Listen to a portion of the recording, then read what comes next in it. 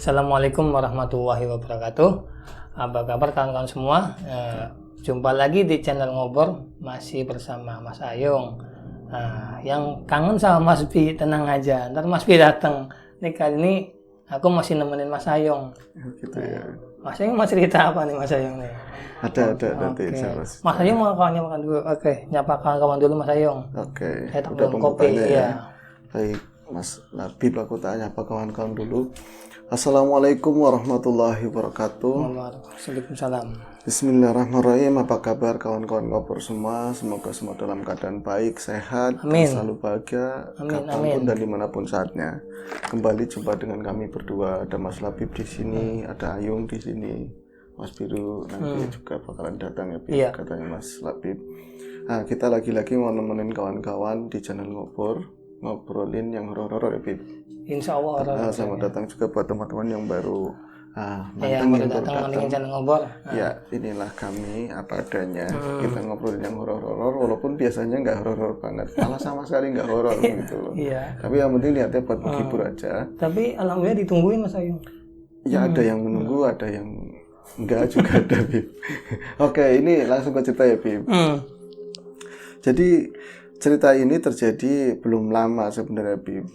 Ini sekitar mungkin mau 3 tahunan kali ya, 2 atau 3 tahun. Pokoknya cerita ini terjadi sebelum ada pandemi.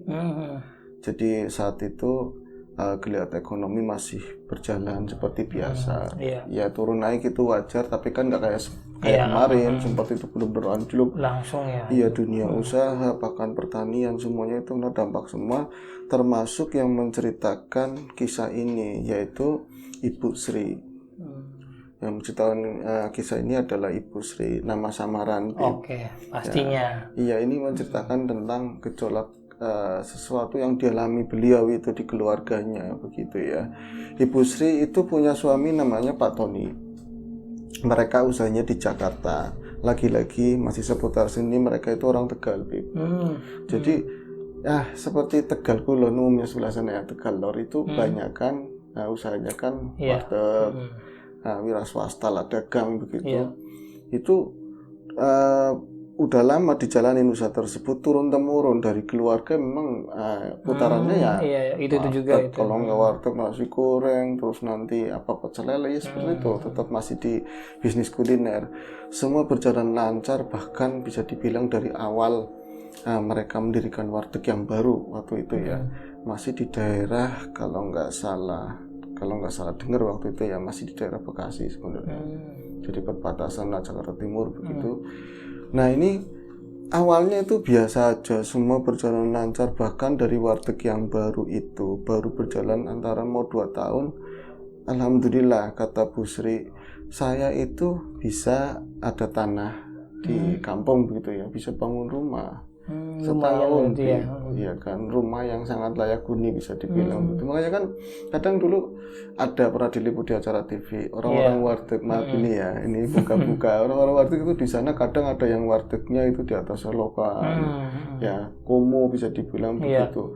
Tapi giliran di rumah-rumahnya udah kayak istana, kaget ya. Paling di sini yang tinggal bocah sekolah, nenek-nenek begitu ya. Ya seperti itu. Jadi alhamdulillah saya bisa bikin rumah, Mas. Terus anak-anaknya nyampe sekolah, nyampe gede, nyampe ada yang lulus kuliah. Termasuk anaknya yang bernama Alika. Anaknya yang bernama Alika. Perempuan ya? Perempuan, kalau Arinto laki-laki, Bib. Jadi Alika itu sampai lulus kuliah, beliau lagi mau magang kerja di mana lah. Tapi sembari bantu-bantu warung waktu itu. Ya udah, dia anaknya cantik. Saya sih nggak pernah lihat katanya. Tapi kalau ngeliat ibunya percaya cantik. Kalau ngeliat ibunya iya, kalau ngeliat bapaknya meragukan. Tapi katanya nuruni ibunya gitu. Sorry ini bercandaan. Jadi semua berjalan lancar sampai suatu ketika waktu itu gitu ya, di tahun 3 tahun yang lalu, waktu itu ada sebuah peristiwa. Sebenarnya sih nggak ini terlalu benar-benar kedem gitu peristiwanya, tapi anaknya mulai sakit, Bib. Alika baik-baik saja, semua dagang lancar. Bahkan beberapa ada warteg yang baru begitu ya, masih sekitar lingkungan situ juga berjalan biasa, barang ikut ramai juga gitu kan. nggak ada persaingan lah bisa dibilang seperti Iya. itu. Tapi kok tiba-tiba anaknya sakit, anaknya dia itu di samping tadi ya di kuliahnya di Jakarta juga. Jadi dia ikut kayak aktif di semacam kayak apa ya yang nari-nari itu apa sih? Oh ya, ikut sanggar-sanggar gitu gimana? Iya bukan sanggar, apa yang namanya ngedance begitu. Jadi badannya kan sehat, Bib. Tiba-tiba itu dia masih aktif, tahu-taunya kok sakit yang aneh. Sakit yang aneh itu gimana bilang aneh dalam jangka waktu itu awalnya cuma sakit kepala, Bib. Sakit kepala. Ini ada suara di luar. Iya, ada suara. Kawan-kawan, sorry. teman-teman Ada tamu di luar. Itu padahal tadinya cuma sakit kepala, dia mengeluhkan pusing-pusing, kadang-kadang badannya ada yang sakit, itu lumrah karena memang sering aktivitas fisik seperti itu. Tahu-taunya kok seminggu udah langsung berak begitu loh. Parah, langsung parah sakitnya itu dia nggak mau kemana-mana, terus langsung rautnya mukanya jadi kusam, jadi tua begitu loh.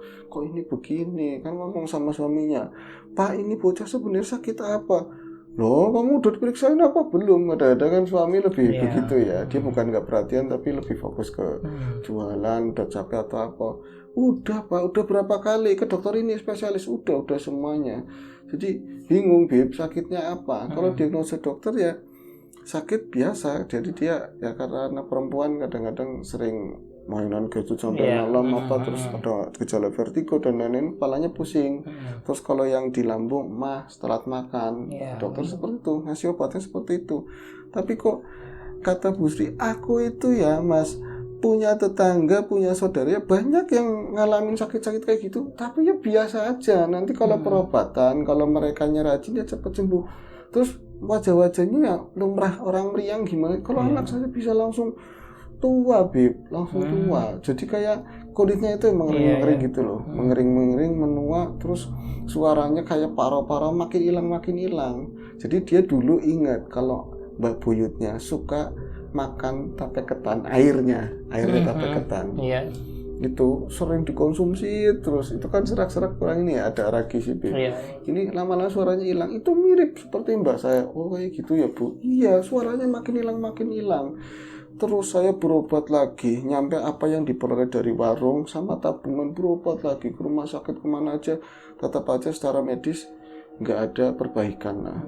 Paling ya bisa lumayanan aja. Akhirnya beberapa orang ngomong nyacak Bu, kan bahasanya sini kayak gitu ya. Cobain ke ini pengobatan alternatif. Ya spekulasinya macam-macam, ada yang nembak lah, ada yang ini nggak suka. Tapi warung masih perolehannya sama, masih biasa aja stabil. Nah, lama itu kan sekitar mau 2 bulan si Alika itu, siapa tadi namanya ya? Alika itu makin mengurus, makin kelihatan tua, dia sama sekali nggak keluar. Nah, wartegnya ini termasuk warteg yang lumayan gede, artinya bukan cuma sepetak buat jualan sama dapur sama kamar, enggak, jadi dia kayak rumah gitu Bib. Jadi dia itu tinggal tidurnya di kamar atas si Alika itu.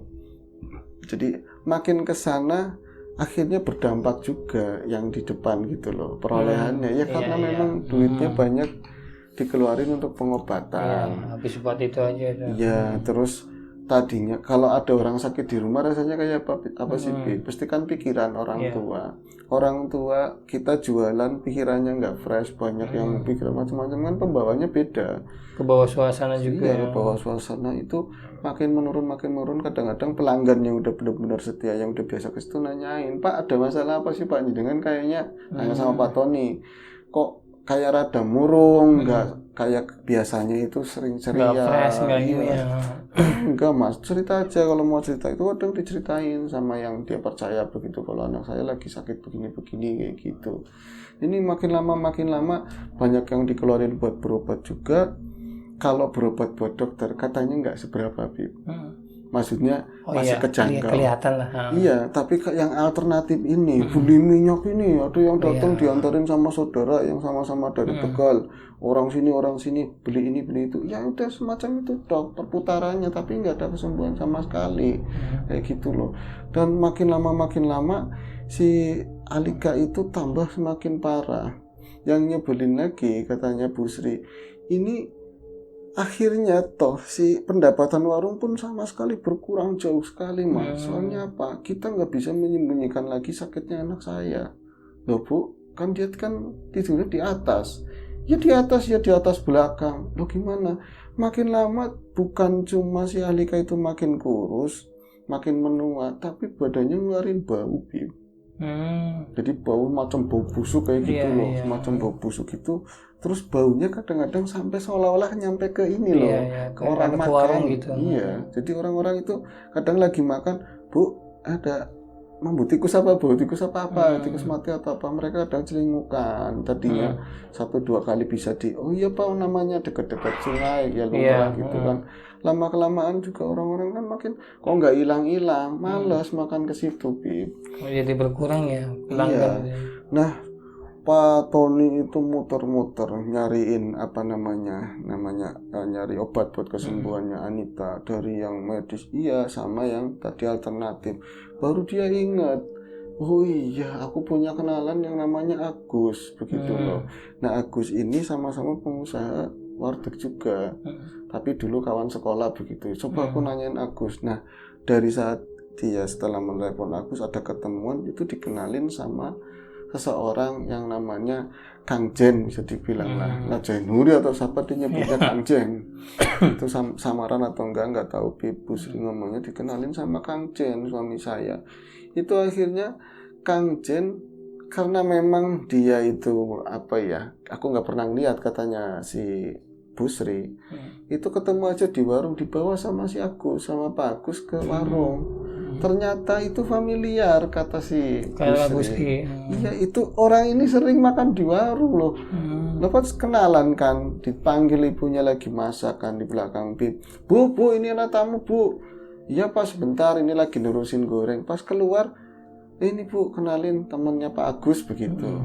Ini yang ntar bakal nengokin Alika begitu ya. Kan dia di balik etalase, ini orang ini kayaknya aku kenal. Nah ini si Kang Jennya itu karena kan pelingkas-pelingkas gitu loh, kayak malu lah, ini kayak udah kenal begitu. Ini kayaknya aku kenal dengan siapa ya, perasaan aku pernah kenal begitu loh, Bib. Kenal dari mana Bu? Enggak, kayaknya pernah makan di sini apa ya Mas ya, gituin. Itu masih muda, Bib. Usianya bangsa 30-an lah, 30-an lebih. Kang Jennya. Kalau itu Pak Agus sama Pak Tony kan bangsa 65-an lah begitu. Terus akhirnya ngobrol-ngobrol, ya wis ditepiskan kecurigaan atau penakalan atau enggak, yang penting salaman. Terus akhirnya ngomong, diceritain bahwa anaknya begini-begini, lagi sakit seperti ini. Itu kalau Pak Agus, ya gini aja, ini aja, kita ke atas nengokin anaknya kayak apa coba, kayak gitu. Karena nengokin ke atas mereka bertiga, malah Bu Sri ngikutin di belakangnya. Ini pas kan itu ada tangga, itu dari situ aja udah baunya udah kecium, baunya si Alika itu. Baunya si Alika di sana, padahal bersih sekali tempat tidurnya, dibuka kasurnya, spraynya semuanya bersih semua. Dan posisi Anita bener-bener kayak kontras begitu loh, dari sebelah putih dianya menghitam begitu loh. Tuh nggak bisa ngapa-ngapain, cuman matanya doang yang kelap kulit, terus bisa ngomong satu kata mak kayak gitu doang, mak ibu seperti itu. Jadi Bu Sri cuma bisa nangis ngeliatin kondisi anaknya. Kalau bapaknya Pak Tony sama itu masuk ke kamar itu cukup gede bertiga. Ya wis Pak, insya Allah Pak, kita usahain. Terus si Agusnya langsung ngomong, Pak Agusnya, gampang wis Pak, urusannya sama Kang Jen mah, insya Allah katanya seperti itu. Iya. Nah ini akhirnya dari pertemuan itu berlanjut ke pertemuan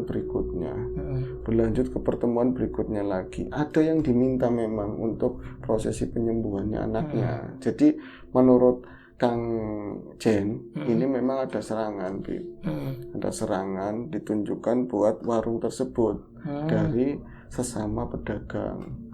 Ya dia asal nunjuk siapa, kayak orang-orang di luar, orang Tegal atau siapa yang jelas ada serangan. Tapi biasanya ini rada canggih Pak, kayak gitu. Kalau yang lain biasanya nyerangnya langsung ke dagangan, entah ini baru dimasak terus langsung basi. Kadang-kadang juga ya pokoknya macam-macam yang sifatnya di depan warung, ada yang ngadang terus macam-macam. Tapi ini justru nyerangnya ke keluarga, biar Pak sampean itu pada kalut. Biar morat-marit semuanya nggak jelas, nanti sampean nggak konsentrasi nungguin warung. Nah ini bubar juga gitu. Iya, penjelasannya masuk akal juga. Terus gimana Kang Agus? Ya wis insya Allah, yang penting ya udah mulai minta ini, minta itu buat prosesi tadi ritual penyembuhannya. Ya karena memang masuk akal, yang sebelumnya lebih gede-gede lagi. Ini orang kayaknya penjelasannya lebih masuk akal begitu lebih. Akhirnya dilulusin berapa rapat diminta. Oke, wes tetap aja Bib, ada perbaikan sedikit, Alika bisa serada bangun begitulah ya. Tapi nanti seperti itu lagi, wes. Tapi lagi-lagi walaupun nggak ada perbaikan yang signifikan di tubuhnya Alika fisiknya, tapi kata-katanya Kang Jin itu seakan-akan bisa kayak apa ya, kita sama orang tua padahal dia lebih muda jauh. Dia itu bisa menenangkan Pak Tony, menenangkan Bu Sri. Terus Pak Agus juga kayaknya udah mengguru banget loh sama si Kang Jin itu. Wis pokoknya Ton sama ini mah, oh udah banyak pasiennya tuh banyak banget katanya begitu. Dan kebanyakan orang warteg itu wah. Saya dikenal kenal gitu. semua, udah dikenal. Oh pasiennya orang warteg banyak. Nah ini satu ketika Pak Tony sama Bu Sri bareng. Dia waktu itu biasanya kan yang belanja pagi-pagi banget kan. Belanja itu subuh. Itu harus belanja sayur, belanja ikan yang bakalan dimasak. Yang belanja kan laki-laki biasanya. Yang belanja Pak Tony. Ini Bu Sri mau ikut. Jadi kan ada pembantu juga, Bib. Aku mau ikut. Pak tumben banget kamu ikut. Mau kan seperti itu, Bib. Iya, aku pengen ikut. Nah, setelah dari sana, Mbah Dilalanya kenapa? Padahal udah makan. Pak Tony pengen makan lagi, Bib. Pagi-pagi itu ada warteg yang bukanya sekitar daerah pasar itulah. Itu ngomong di sana, ngomong mau ke warteg tersebut. Pak bukannya sampai udah makan tadi mau berangkat itu kan udah makan. Wong wetang perut. Tadi udah dikasih makan, ngelihat makanan pengen makan lagi, nggak tahu bawahnya lapar. Apa karena cuacanya dingin atau gimana? Akhirnya makan di warteg tersebut. Itu ternyata warteg yang di situ itu kenal. Jadi Bu Sri kenal sama istrinya itu. Yang punya warteg sama-sama punya warteg gitu. Iya, jadi ngobrol-ngobrol ya mungkin kawan madrasah atau apa jadi di situ malah lama. Dan di pasar itu termasuk bukan warteg yang rame lah, sengaja Pak milih jangan yang rame-rame banget begitu kan. Ngobrol-ngobrol tuh curhat masalah wartegnya kayak gini, Alika seperti kayak gini. Loh Alika yang dulu kecil ayu banget kayak gitu. Ya Allah Bu, kayak fotonya katanya ditunjukin fotonya pakai HP. Ini ayu banget, ini yang sekarang. Astagfirullahaladzim kok seperti ini kayak gitu. Nah ini diceritakan berobat ke sana ke sini, terus belakangan dikenalin sama seseorang yang bernama Kang Jin. Gitu. Kang Jin yang mana? Kayaknya aku pernah denger kayak gitu. Pak mana sih Pak? Gitu. Bapaknya pas lagi di belakang. Pak, ini Mbak Sri ngomong katanya kenal so Mbah gitu ya, namanya Kang Jin gitu. Jen siapa sih kayak gitu, Beb? Orangnya masih muda kayak gini. Orang mana? Aku nggak mau nyebut orang mana ya, masih tetap dari seputar sini gitu. Oh, kue katanya. Oh itu. Hati-hati Mbak Sri kayak gitu doang ngomongnya. Hati-hati Mbak Sri. Kayak gitu. Iya. Hati-hati gimana Pak? Ya hati-hati aja. Pokoknya orang sekarang itu kadang-kadang yang benar ketahuannya salah, yang kelihatannya salah justru benar, katanya seperti itu. Harus hati-hati. Ini karena memang makin kesini makin banyak orang makan, disudahi makannya, mereka pulang, tapi jadi kepikiran Bu Sri. Omongannya suaminya itu. Kenapa Kang Jin hati-hati, ada apa, ada masalah apa, kok mereka kenal, berarti aku harus kesana lagi kayak gitu loh. Itu sempat nanyain, Mbak, sampean itu tutupnya jam berapa gitu kan? Saya tutupnya kalau ini kan nerus ya di pasarnya aku nerus, tapi paling lama jam 9 malam saya udah tutup. Main aja kalau lu kesini itu beneran. Jadi malamnya pengen main ke sana, ke tempatnya tadi warteg yang di pasar sama tadi. Pak Tony apa sendirian? Jadi dianterin sama ojek lah. Kemudian ini. Oke.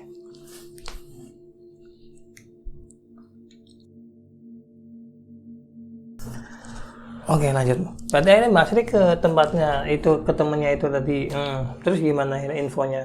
Mbak Sri itu ke tempat warteg temennya tadi ya. Namanya Bu Yanawis kan seperti itu ngomong.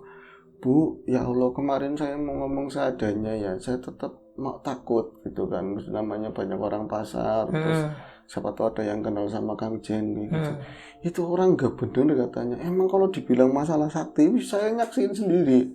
Sakti itu orang sakti banget, cocote katanya, cangkemnya Bib. Manis itu ya. Iya manis, kalau ngomong kita kayaknya terpengaruh, kayaknya kita itu iya damai, itu tapi tahu-tahu itu nyaplokin sendiri. Terus suaminya keluar, Bu, ini ya Mbak Asri, saya nggak mau menjelek-jelekan orang, tapi saya udah ngalamin sendiri. Dan saya itu kawannya ya orang warteg banyak di kampung saya. Itu menungsa kue katanya, menungsa itu udah memang pegawaiannya itu. Jadi udah apa ya kerjanya seperti itu. Dia itu sering apa? Ada yang pernah nembus, terus dia kan nanya lagi sama orang yang ngerti lagi. Jadi dia itu kadang metodenya apa? Narget, Bib. Narget. Ini warteg siapa dari kenalan siapa kayak gitu ya. Nanti ditaruhin nama dia sendiri gitu, ditaruhin dia sendiri. Terus nanti kan si warteg goyang nih. Prasangkanya nanti ditembak sama warung lain, ada yang ngerjain. Nanti biasanya orang itu dikasih mimpi, Bu. Dikasih mimpi, entah dengan ilmu gimana, mimpi nanti seorang kayak udeng-udeng wali atau apa kayak gitu seolah-olah datang. Terus nanti kamu pengen sembuh, pengen wartegnya ini lagi ini orang namanya Jen, cari dari sini kayak gitu. Nah sampean pernah kayak, saya siapa yang nggak percaya, orang lagi bingung warung rame kayak ini masih sepi saya, katanya seperti itu. Tapi udah saya lagi nggak pengen terima orang itu kesini lagi katanya suaminya tadi Bu Yana ya. Saya kalau ada dia mendingan menghindar. Kalau istri kan bisa langsung frontal, aku nggak mau.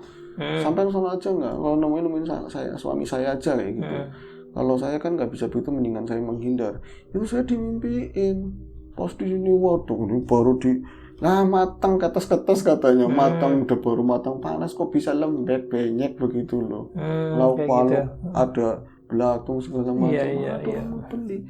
Itu dimimpiin seolah-olah leluhurnya dia sendiri atau siapa lah ya. Terus ngomong nemuin orang itu, ya saya nurut, dicari dilalai kok ada di daerah tersebut gitu loh. Nanti disembuhin sama dia. Ya sembuh Pak, ya sembuh, warungnya baik lagi. Tapi nanti kalau jaraknya sekitar 40 hari apa 2 bulan kayak gitu lagi. Nanti saya harus kesana lagi kayak ngecas gitu loh. Ngecas. Berarti bayar orang namanya minta tolong kayak gitu. Kadang-kadang bukan cuma pada saat pengobatan, dia tahu-tahu nelpon, Pak saya di daerah sini, saya kalau ada jenengan ngapunten Pak, saya butuh buat ini nanti dibalikin, ya saya transfer apa kayak gitu. Itu udah permainannya itu loh. Aduh Pak, dan ini kayak gitu kok seperti itu ya. Padahal ini udah ke rumahnya Mbak Sri udah berapa kali ke warung. Udah mau 3 kali ini. Ya wis yang penting yang hati-hati, saya sih nggak mau jelek-jelekin orang, tapi orang itu buat kawan-kawan saya yang penggiat warteg juga ini udah blacklist seperti itu. Iya akhirnya. Tapi yang masih penasaran gini, saya pernah lihat orang itu kayaknya makan atau apalah di warung saya Pak. Coba diinget-inget sama siapa kayak gitu. Biasanya itu siapa tahu itu ditarget juga. Ini sih cuman prasangka aja kayak gitu. Akhirnya USB dapat penjelasan kayak gitu, diterangin sama suaminya pas nyampe rumah. Suaminya ngelihat Kang Jen ngomongnya enak banget, ya pendidikan enak lebih nggak kayak mbah-mbah yang dia kenal pernah dulu gitu ya. Dia agak percaya nggak percaya Bu, jangan prasangka Bu, namanya orang kan kadang kita cuma ikhtiar, jangan prasangka kayak gitu. Nah setelah hari berikutnya ketemu di pasar itu sama Bu Yana itu, kondisi si Alika itu tambah makin parah Bib. Jadi baunya lebih menyengat lagi. Jadi akhirnya diputuskan oleh Pak Tony dan Bu Sri, mau nggak mau tega nggak tega, ini Alika itu harus dibawa pulang kampung. Kalau kampung kan maksudnya di sana alamnya masih segar, terus rumah yang baru itu jauh dari sana sini meluduk, itu biar bau juga. Ya pokoknya bayar orang sama ada mbahnya di kampung lah. Terus nanti siapa tahu di kampung nanti banyak ada orang yang bisa di jalan kesembuhan kayak gitu. Itu dengan berat hari ditaruh di kampung anaknya Bib. Nah ini usahanya mendingan lagi, tapi nggak sebagus seperti biasanya. Nah ini pulang ke kampung ngomongnya lagi, Kang Jen ngomong pas banget ngomongnya. Ya memang saya mau ngomong kayak gitu Bu, anaknya ditaruh di kampung dulu selama penyembuhannya gini, tapi saya nggak enak kayak gitu. Itu langkah yang udah tepat katanya seperti itu. Cair Seolah-olah lagi, ini Bu. ya. Iya kayak gitu. Nah ini baru 2 minggu, singkat aja ya Bib. 2 minggu Alika ditaruh di kampung. Namanya ibu Bib. Siapa sih ya, anak lagi sakit parah kayak Ya, gitu yang nggak ditinggal dan kepikiran. merdeka. Galdino mas, setiap hari saya nangis, setiap sholat saya nangis, setiap ngelihat kamarnya anak saya nangis. Sampai Pak Tony, Bu kalau mau pulang aja, biar aku yang dagang katanya. Nggak apa-apa, kamu pulang. Sampean yang bantuin siapa? Ya ada pembantu, ada Hasan, ada si ini kan, mendingan ada Lisa juga, mendingan aku, kamu itu ngerawatin anak di rumah. Pak, aku pengen bantuin jenengan, tapi kalau boleh aku pengen pulang banget, aku pulang banget. Ya wis, kenapa kamu ngebet sih dari kemarin, katanya kamu kadang yang aku yang mikir, kata Pak Tony itu aku yang mikirin anak, katanya udah jangan dipikirin. Tahu tuh kamu kok ngebet banget pengen pulang. Katanya semalam itu dia mimpi. Mimpi itu apa ya namanya? Di dalam mimpi tersebut kamu jangan bersedih. Semua kehidupan pasti ada cobaannya. Setiap orang hidup ada masalah kayak gitu kan. Berserah sama yang kuasa, minta petunjuk kayak gitu loh. Minta petunjuk sama yang di atas. Nanti insya Allah dikasih jalan temu. Nah kalau kayak gitu kan berarti saya harus mendekat. Kalau di situasi warungnya ini kayaknya nggak mungkin. Akhirnya dilulusin ke niatannya, akhirnya pulang kampung si ibu Sri tersebut di kampung, karena di sana ya ketemu anak kan lebih tenang walaupun keadaannya seperti itu. Terus banyak orang yang buat cerita, orang tua dulu kan kadang lebih bersahaja, lebih ini kan, lebih telaten, sabar lah, nggak ngompor-ngomporin Bib. Akhirnya apa, di sana dia mulai, aku makin rajin sholat, nggak pernah saya ketinggalan sama sunah, tak bawa malamnya itu saya selalu bermunajat sama Gusti Allah, minta petunjuk gimana siapa yang jadi jalan pertolongan buat anak saya kayak gitu Bib. Nah satu ketika itu ya namanya dilalai gitu, ada orang nyariin alamat rumah saya kayak gitu, nyariin itu masih muda banget. Alamatnya Bu Sri maksudnya? Bu Sri, iya, katanya nyariin alamat rumah Bu Sri, malah dianterin sama tetangga. Itu malah orang lagi macul di sawah itu, Bu, kayak Mbak Sri, anak tamu ngeliatin jenengan, ada tamu yang nyariin jenengan. Siapa? Pas aku ngeliat itu, ngomong Mas, kalau bertamu ya pakainya juga rapi, sopan begitu, tapi dia pakai sepeda motor Bib. Katanya mau nyari Mbak Sri, mencari Bu Sri, tapi aku nggak kenal. Itu ternyata kawannya Alika Bib. Lagi semasa dia itu SMA dulu di kampung itu, lagi semasa SMA dulu. Jadi dia dapat kabar entah nama dari mana gitu, katanya Alika pulang kayak gitu dan keadaannya sakit. Itu ngomong singkat aja kesannya, ternyata bocah itu tuh bisa Bib. Tahu bab kayak gitu, tahu bab batin lah, urusan batin kayak gitu. Akhirnya dia itu main pertama ketemu Alika aja, dia nggak mau masuk ke dalam area dekat-dekat kamar katanya. Jadi saya itu nggak pernah Mas yang namanya ngeliat makhluk-makhluk halus atau apa. Selama Alika meriang begitu dan warung itu nggak laku lah gampangnya. Aku nggak pernah di warung itu ditemuin macam-macam. Tapi ketika si tamu itu ya temannya Alika, namanya Adnan lah bisa dibilang begitu. Adnan itu kayak seolah-olah paham. Terus Adnan bilang gini, Bu, saya bakalan datang lagi insya Allah kayak itu. Kalau boleh nanti malam. Itu selama saya menunggu dari pergantian hari kan asar gitu ya. Asar itu mulai banyak bermunculan hal-hal yang gak genap banget. Saya benar-benar ketakutan. Ada Mbah, untung ada orang tua saya, perempuan yang nguatin gitu. Wis ora apa-apa, kamu sama aku. Itu berlindung sama Gusti Allah, nggak apa-apa. Itu banyak makhluk tapi nggak kelihatan Bib, hitam semua kayak gitu loh. Pokoknya setiap ada ini apa namanya sudut-sudut ruang, entah pojokan kamar, pojokan ruang, itu pasti ada yang berdiri kayak gitu. Tapi kalau misalnya Mbak Sri mau butuh, Ibu Sri mau butuh kemana, ini geser makhluknya. Ya gitu selama menunggu si Adnan. Singkatnya Adnan malam itu datang. Akhirnya dia ada duduk, nggak sampai ke kamar sama sekali, nggak megang si siapa tadi Alika sama sekali. Dia ada di ruang tamu, kayak dia berdoa di situlah, diem pokoknya. Itu banyak suara-suara di dalam kamar. deng kayak gitu, kayak ledakan-ledakan gitu. Tapi itu di jam-jam sekitar jam 11-an. Orang sampai malam itu lama Mas. Saya merinding, udah bisanya cuma nangis, terus disuruh istighfar terus sama Mas tadi Adnan. Itu jangan ditengokin Bu, nggak apa-apa. Itu suaranya di sana teriak-teriak alikanya. Itu sampai mau jam 12 baru nggak apa-apa Bu, sana tengokin alikanya. Itu posisinya aneh, bisa sandaran sendiri gitu loh. Alikanya. Iya, terus bisa ngomong, mak, kayak gitu, mak aus kayak gitu katanya. Nah, urut kasih minum sambil nangis rangkul-rangkulan bertiga. Aneh, baunya hilang sama sekali, Bib. Saat itu juga. Saat itu baunya hilang sama sekali. Terus ibunya tadinya kan nemenin Alika di dalam. Akhirnya karena udah mendingan, mbahnya suruh nemenin, dia nemuin lagi Mas Adnan. Jadi Mas sebenarnya kejadiannya seperti apa?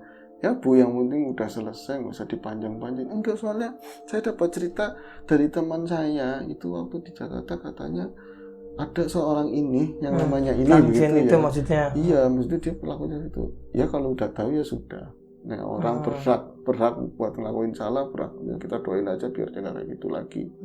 Mungkin dengan kayak gini nanti dia bakalan jerah, mungkin insya Allah katanya dia begitu. Iya.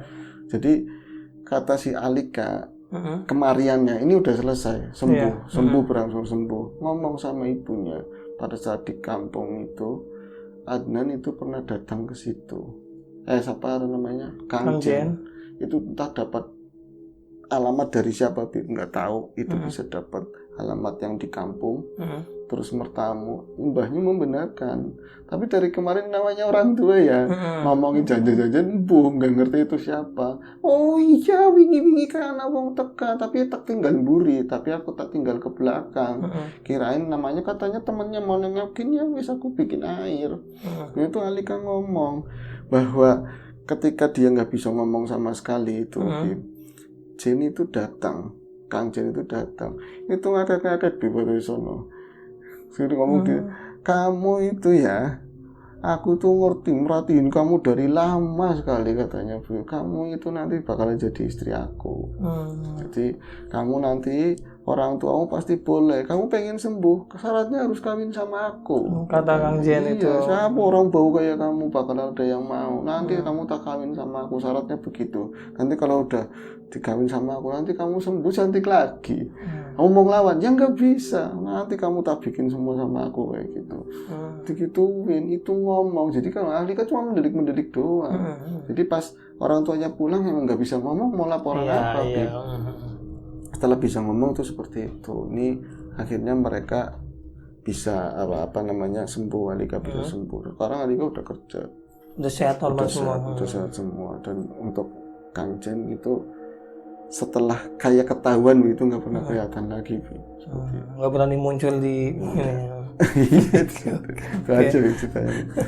Oke. Makasih Mas Ayung ceritanya. Ini udah kan? Udah. Oke. Makasih juga buat kawan-kawan semua yang sudah nyimak channel Ngobor, yang sudah stay tune di sini. Masih setia sama Ngobor, masih tetap nggak bosan-bosan dengan kami ya. Dan buat yang kangen sama Mas Budi, tenang aja, ntar Mas Budi datang. Oke, sekian. Sampai jumpa lagi di Ngobor berikutnya. Assalamualaikum warahmatullahi wabarakatuh.